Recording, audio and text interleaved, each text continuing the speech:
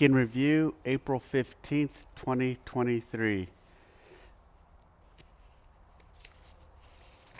At Molo, please. Still doing guest programming on mainsite after open quarterfinals are over. Really enjoyed that. Thanks, Dave.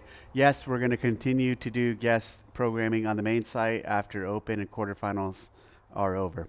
We have some cool guests lined up. Always enjoy adding some new perspectives into programming. So we will continue that. I've been following mainsite for the past couple of weeks in preparation for quarterfinals and really been enjoying it. This morning I actually had a 45-pound pack and then 40 ground to overhead with that pack, and then ruck a mile, then 30 ruck a mile, 20 ruck a mile.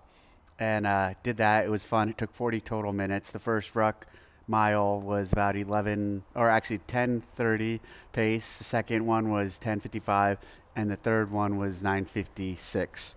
So I used to be really good at running with a ruck. I haven't done it in a while. I would have liked to have seen all those in the low nines, high eights, but currently not there. At Brian Stone King 3122. Hi Dave, thanks for the week in review videos. It's really cool when you share your workouts. I'm using CAP or mainsite programming. For my gym, I use mainsite. This year we're using 2002, and it's been great going back into the archives. So I highly recommend that for people who program to actually go back in the archives and either research the programming and or use the programming. Over the years, I've known a lot of individuals and affiliates who do that, who use past programming for themselves or for their affiliates. I also do recommend really being a student of the programming and understanding programming and following someone's programming, maybe even before recommending you program yourself. I believe my thinking has evolved on that topic over the years, and now I do see, because actually when I think about it, I just didn't start by programming. I started by following and observing and really looking at. So I do think this idea of following something like CAP or someone else first and then learning from that and eventually programming on your own is a good recommendation. At Coach Frankie, Dave, question. Are there any level 4s that have received the credential for DEI purposes? And the same question about seminar staff. Any seminar staff that are on there for DEI purposes? That's where I was brought back. I'm a DEI hire. I'm joking. At Jess C. Gavin. Hey Dave, some friends and I are attending the games in Fort Worth to celebrate my 40th birthday. Some people mention that prices have increased compared to Madison, and there will be less to do because masters and teens have been moved to other locations. Does CrossFit plan to do something to fill the space between events that used to be filled with teen and masters competition? It seems like people are getting less for spending more at this point. It's funny you say that about the teen and master competition, because I've been to 99 almost every single games we've ever had except for one, and even specifically at this last year's, when the teens and masters and honestly even the teams are competing, that stadium is not full. And for certain divisions, it's arguably even close to empty. So this idea that all the ticket holders who bought tickets to see the individuals then also really watched the teams and age groups it's not reality. They were off doing other things while those events were happening, and once the individuals did start competing, then the stadium would fill up, especially in the evening around the premier time slots. And during those times when the teams and the age group athletes were competing, I imagine the fans were doing the same thing that the fans can do this year at the games when there's not competition going on out in Vendor Village and taking all that in. I will say this too, as a fan and a spectator, it is tough to sit through a full day of competition without disconnecting some. So not having those allows you to disconnect from the competition, go to the Vendor Village, see the rest of the community, maybe do a workout yourself, maybe do a fan engagement, spend some money with some of the vendors, and then come back and engage in the competition. I don't think for your money we're saying you're going to get from 9 to 7 full competition. That's not what we're selling at the CrossFit Games. We're selling a unique experience. We're selling seats to watch the fittest in the world compete several hours a day, but nowhere does it say that you have to have something to watch from first thing in the morning to last thing at night. You will get your money's worth. And I'll say happy birthday to you. I'll say happy 40th to you while you're there. So come up and mention this. At Fish8, MAB8. Hey Dave, it'd be cool if the CrossFit affiliate map had a feature on it where you could mark what affiliates you have been to. CrossFit could make a leaderboard for people who participate, and the person who visits most gym wins. Maybe there would also be a category for those who did a drop-in and bought a t-shirt. Could be a reviews section like Google reviews. Could be verified by the gym owner. Could also simply be your own personal map of the affiliates you visited. That's a cool idea. I like it. At 85 Trans Am. This isn't even a week in review. It's just a Q&A. Well, these aren't really questions. It's not a traditional Q&A. They leave comments, and then I select some that I respond to. And there is actually a little portion that is a week in review of the previous week. So, and it's evolved over this past several months, years that I've done it. But whatever. At Rowan Mack. Dave, have you watched the Physical 100? A CrossFitter just won the season 2. Just aired on Netflix. He beat out 99 other athletes of varying athletic fields: MMA, wrestling, gymnasts, firefighters, military, weightlifters, rugby, soccer players, etc. Many who had reached the pinnacle in their sports, Olympian national teams, etc. I haven't watched it, and not a surprise at all. Of course, a CrossFitter is going to win in a test, call it that's unknown and unknowable, and largely uses, I would say, unknown functional like movements. I don't know what the movements they use are. Even if they're not functional, just the nature of being physical. How about that? Unknown and unknowable and physical. A CrossFitter, and especially elite CrossFitter, is going to have an advantage all the time. If we had an event that was move 100 cinder blocks from this side of the building to that side of the building, and it was for time, whoever finished first, guess who's going to win? A CrossFitter is going to beat, let's see, the MMA guy, wrestling guy, gymnasts, firefighters, military, weightlifters, rugby, soccer players, unless they train with CrossFit and have that natural work capacity built in. So what you're saying isn't a surprise because of the efficacy of the methodology and what it's based on: constantly varied functional movements executed at high intensity, and what that creates and what that delivers to the individual and their work capacity across broad time and modal domains, and what they're able to do in all tasks at life. That's like the essence of CrossFit, being prepared for the unknown and unknowable. So I haven't watched it, and not at all a surprise. I heard actually a CrossFitter has won the previous 2 seasons. At Moises Carmona Morales 5632. Hi Dave, I apologize if this has already been mentioned, but are those skate decks on top of your safe? Do you still drop in on the local skate park and shred on the half pipe, do a kick flip? Those are skate decks. They're from a local company, Gunco in Hollister. I'm good friends with them. They gave them to me. I do not skate. I have skated a little growing up, but I don't skate. As an adult, I skated around a little in when I had a testing facility in Carlsbad, but I don't skate.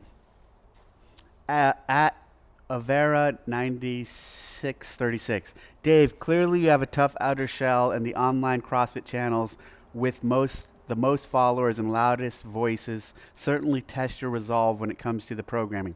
So opposed to the pundits who seem to speak on behalf of the 1%, I'd like to say on behalf of the majority that you are doing a fantastic job with the programming. The overwhelming majority are part of CrossFit. The overwhelming majority are part of CrossFit for the wellness and fitness, not the competition. With respect to the hate towards CrossFit associated with private equity taking over for Glassman, I think the majority despise that the woke crowd pushed Glassman out, and the outcome being private equity ownership that everyone knows is guided strictly by monetary gains, not the heart and soul that drove Glassman in his pursuit and fitness and community. A lot there.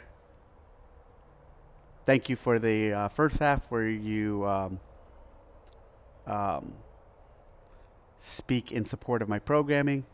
And then on the second half with Glassman, a lot of different takes on how that went down and what happened there, and understood. At the Julie Jones, hi Dave. I've taken the level 1 twice now, and I'm wondering if the training department has ever considered removing the zone diet from the curriculum in favor of more generalized nutrition content.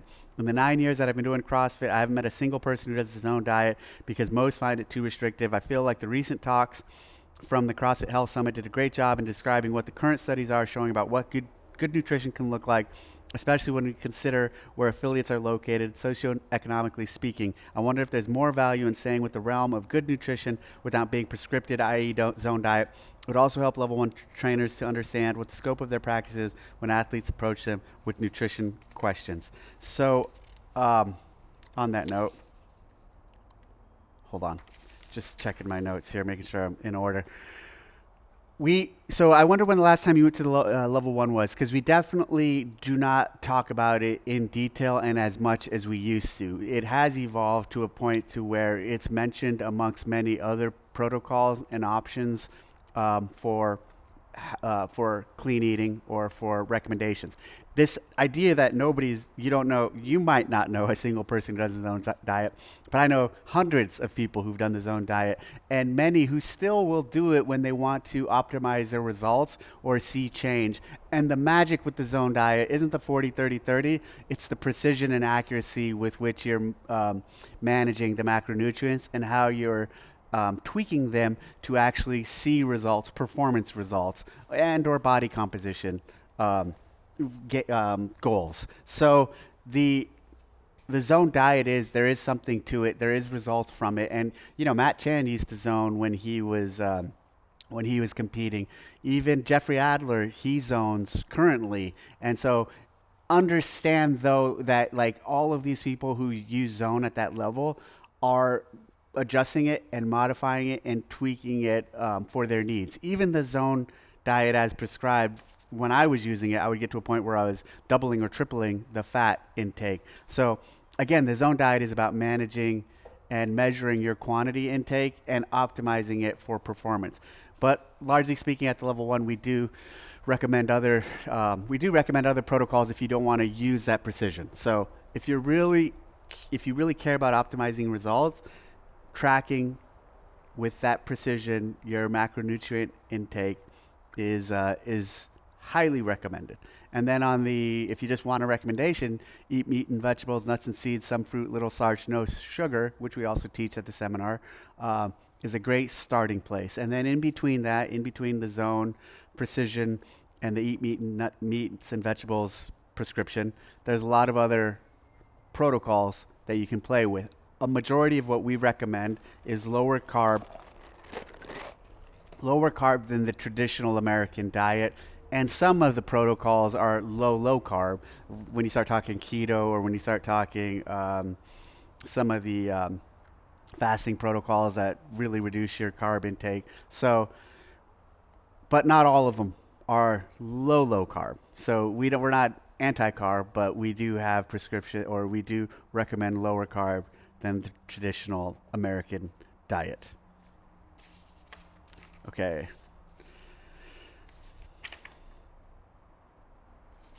Did I get through them all? I guess I did. So last week I went to Boulder. So here's the weekend review, because this guy said I didn't do a weekend review. Last week I went to Boulder, spent a few days there. It was a good, quick trip. Had a couple days of meetings with different teams within CrossFit, and got a lot accomplished. Went to a nice restaurant in Boulder. Drawn a blank on the name. Had a good dinner. And so, good trip, quick trip. Actually didn't work out during that trip. I got up at like 3:30 to make my flight that first morning, and then I just kind of felt behind the curve on rest. And then so didn't work out that day that I traveled. The next morning didn't work out. Was supposed to go in with James Hobart and some of the people from our team, but the last minute bailed, which is unlike me, but I've been training a lot and felt like I needed the rest, so didn't work out for the 2 days I was there. Came back and then jumped back on the mainsite bandwagon that I'm really enjoying right now. We've partnered with the Murph Challenge, which is pretty cool, and a number of years in the making, and kind of silly that we hadn't been working with them previously. And so the Murph Challenge, every year they put on a big event where people do Murph. They donate money to the Murph Challenge to support the Michael Murphy Foundation, and you can buy a t-shirt, and there's a leaderboard, and the Murph Challenge does a really good job of like getting it outside of just the CrossFit community. And so they've done a good job of really getting even people like Chris Pratt and other famous people to participate. And it's been kind of silly that we haven't been aligned with them up until this point. So we worked on that, had a number of calls with their leadership, and were able to set something up to where now CrossFit is involved with the Murph Challenge, and I'm really proud of that. It's a noble cause, obviously, to support, and Murph is such a great workout. Murph was a great soldier and a great sailor and a hero, obviously, for the ultimate sacrifice that he made.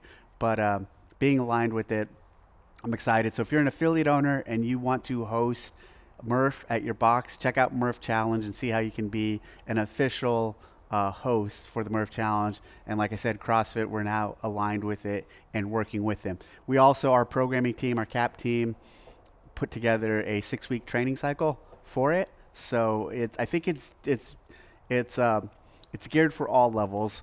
But if you want something to prepare you for the Murph Challenge, or for Murph, the workout, they're starting to advertise it, and we will start to advertise it soon. So check that out. But anyways, I'm really happy that we're aligned with them. And then, of course, later this year, we're also still working with Chad and the Step Up Foundation. So excited about that.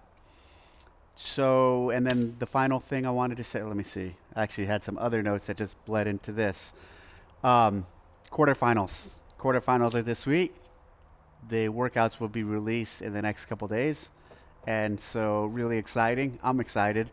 There's a whole campaign around Beat Dave, apparently, that the marketing team built. So if you beat me on individual workouts, which a majority of the people in the quarterfinals will beat me at a majority of the workouts, based on the fact that like we took 25%, like I'm on that bottom.